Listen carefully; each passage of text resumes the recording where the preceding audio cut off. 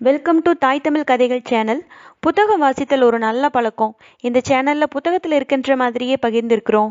கேளுங்க, like and subscribe பண்ணி எங்களுக்கு உங்களோட ஆதரவு கொடுங்க. புது வெள்ளம் அத்தியாயம் 18. வானதியின் ஜாலம்.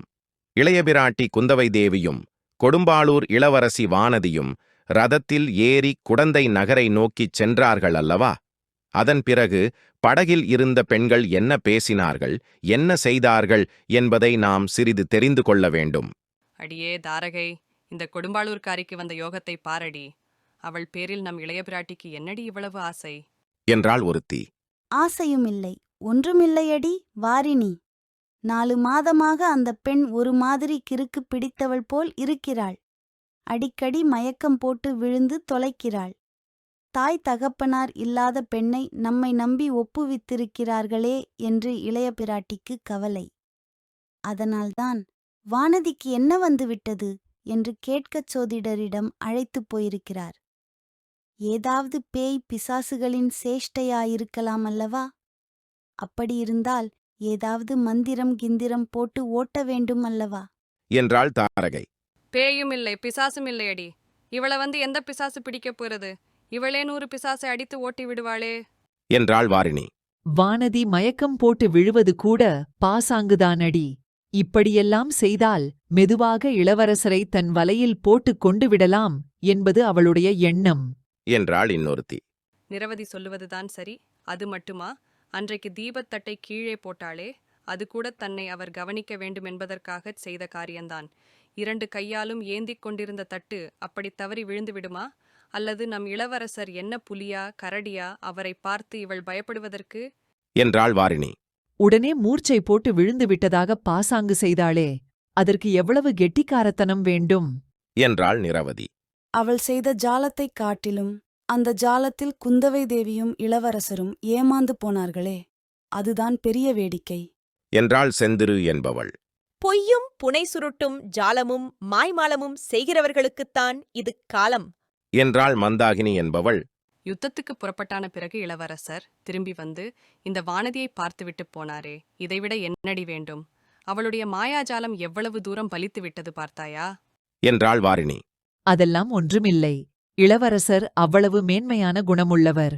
ஒரு பெண் மயக்கம் போட்டு விழுந்து விட்டாள் என்றால் அவளை பார்த்து விசாரியாமல் போவாராடி? அதிலிருந்து நீ ஒன்றும் அர்த்தம் கற்பிக்க வேண்டாம் என்றாள் தாரகை. இளவரசரைப் பற்றி நீ சொல்வது உண்மைதான். அவரைப் போன்ற குணசாலி இந்த 14 உலகத்திலும் வேறு யார் இருக்க முடியும்? கதைகளிலும் காவியங்களிலும் கூடக் கிடையாது. ஆனால் நான் சொல்கிறது வேறு. இவள், இந்த வானதி, மயக்கம் போட்டு விழுந்தாளே, அது என்ன மயக்கம் தெரியுமா? அதை கேட்க ஜோதிடரிடமே போயிருக்க வேண்டியதில்லை. என்னை கேட்டிருந்தால் நானே சொல்லியிருப்பேன் என்றாள் வாரிணி. அது என்ன மயக்கமடி, எங்களுக்குத்தான் சொல்லேன் என்றாள் செந்திரு. வாரிணி செந்திருவின் காதோடு ஏதோ சொன்னாள். என்னடி ரகசியம் சொன்னாள்? எங்களுக்கு தெரியக்கூடாதா என்று நிரவதி கேட்டாள். அது சாதாரண மயக்கமில்லையாம், மயல் மயக்கமாம் என்றாள் செந்திரு. உடனே எல்லோரும் கலகலவென்று சிரித்தார்கள். அதைக் கேட்டுவிட்டு நதிக்கரை மரங்களில் இருந்த பறவைகள் சடசடவென்று இறக்கையை அடித்துக் கொண்டு பறந்து சென்றன. நம் இளவரசர் இலங்கையிலிருந்து திரும்பி வந்தாள். மறுபடியும் இவள் மாயப்பொடி போடப் பார்ப்பாள். அதற்கு நாம் இடங்கொடுத்து விடாமல் ஜாக்கிரதையாயிருக்க வேண்டும் என்று சொன்னாள் நிரவதி. இளவரசர் திரும்பி வருவதற்குள் இந்த வானதி பைத்தியம் பிடித்து பிதற்ற ஆரம்பிக்காவிட்டால் என் பெயர் தாரகை இல்லை, பெயரை தாடகை என்று மாற்றி வைத்துக் கொள்ளுகிறேன். அது கிடக்கட்டுமடி. இளைய பிராட்டி சொல்லிவிட்டு போன காரியத்தை அவர் வருவதற்குள் செய்து வைக்க வேண்டாமா? வாங்களடி என்றாள் மந்தாகினி. பிறகு அப்பெண்களில் இருவர் படகின் அடியில் ஏற்கெனவே சிறிது பெயர்ந்திருந்த ஒரு பலகையை பெயர்த்து எடுத்தார்கள். பெயர்க்கப்பட்ட இடத்தில் நீளமான பெட்டி போல் அமைந்த பள்ளத்தில் ஒரு முதலை கிடந்தது. அதாவது செத்துப்போன முதலையின் உடலை பதப்படுத்தி உள்ளே பஞ்சும் நாரும் திணித்து வைத்திருந்த பொம்மை முதலை. அதை எடுத்து வெளியில் வைத்துக் கொண்டார்கள். படகைச் சிறிது தூரம் செலுத்திக் கொண்டு சென்று நதிக்கரை ஓரத்தில் பெரிய பெரிய வேர்கள் விட்டு வளர்ந்திருந்த ஒரு பெருமரத்தின் அருகில் வந்தார்கள். அம்மரத்தின் ஓரத்தில் அத்தோல் முதலையை எடுத்துவிட்டார்கள். அது மரவேர்களிலே பாதியும் நதி வெள்ளத்தில் பாதியுமாக கிடந்தது. பார்ப்பதற்கு நிஜ முதலையைப் போலவே பயங்கரமான தோற்றம் அளித்தது. வெள்ளம் அடித்துக்கொண்டு போய் விடாமல் ஒரு சிறிய மணிக்கயிற்றை அதன் கால் ஒன்றில் கட்டி வேரோடு சேர்த்து பிணைத்தார்கள். கயிறு வெளியில் தெரியாதபடி நீருக்குள்ளேயே அமுங்கியிருக்கும்படி கட்டினார்கள். ஏனடி மந்தாகினி, எதற்காக இந்த பொம்மை முதலையை இப்படி மரத்தடியில் கட்டி வைக்கச் சொல்லியிருக்கிறார் இளைய பிராட்டி? என்றாள் தாரகை. உனக்குத் தெரியாதா? வானதி மிக்க பயந்தாங்கொள்ளியாயிருக்கிறாள் அல்லவா? அவளுடைய பயத்தைப் போக்கி தைரியசாலி ஆக்குவதற்குத்தான் என்றாள் மந்தாகினி. எல்லாவற்றையும் சேர்த்துப் பார்த்தால் வானதியை இளவரசருக்கு கலியாணம் பண்ணி வைத்துவிட வேண்டும் என்றே குந்தவை தேவி உத்தேசித்திருக்கிறார் போலிருக்கிறது என்றாள் நிரவதி. அப்படி ஏதாவது பேச்சு வந்தால் நான் இந்த வானதிக்கு விஷத்தை கொடுத்துக் கொன்று விடுகிறேன், பார்த்துக் கொண்டிரு என்றாள் பொறாமைக்காரியான வாரிணி. நீ இப்படியெல்லாம் எரிச்சல் அடைவதற்கு காரணமே இல்லை.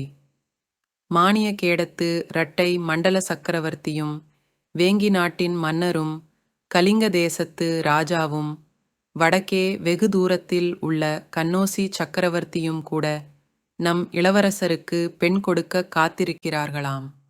அப்படியிருக்க இந்த கொடும்பாளூர் வானதியை யாரடி லட்சியம் செய்யப் போகிறார்கள்? என்றாள் மந்தாகினி. நீ சொல்லுகிறபடி அந்த அரசர்கள் காத்திருக்கலாமடி. ஆனால் நம் இளவரசருடைய விருப்பமல்லவா முக்கியம். இளவரசர், நான் எப்போதாவது கலியாணம் செய்து கொண்டால் தமிழகத்துப் பெண்ணைத்தான் மணந்து கொள்வேன் என்று சொல்லிக் கொண்டிருக்கிறாராம். உங்களுக்கெல்லாம் இது தெரியாதா? என்றாள் செந்திரு. அப்படியானால் மிகவும் நல்லதாய்ப் போயிற்று. நாம் எல்லோரும் சேர்ந்து தனித்தனியே நம் கைவரிசையை காட்ட வேண்டியதுதானே. இந்த வானதியினால் முடிகிற காரியம் நம்மால் முடியாது போய்விடுமா? அவளிடம் உள்ள மாயப்பொடி நம்மிடமும் இல்லையா என்ன? என்றாள் தாரகை. இப்படியெல்லாம் இந்த பெண்கள் பேசியதற்கு ஆதாரமான நிகழ்ச்சி என்னவென்பதை நேயர்களுக்கு இப்போது தெரிவிக்க விரும்புகிறோம். மீண்டும் சந்திப்போம். லைக் அண்ட் சப்ஸ்கிரைப் பண்ணி எங்களுக்கு ஆதரவு கொடுங்க. தேங்க்யூ.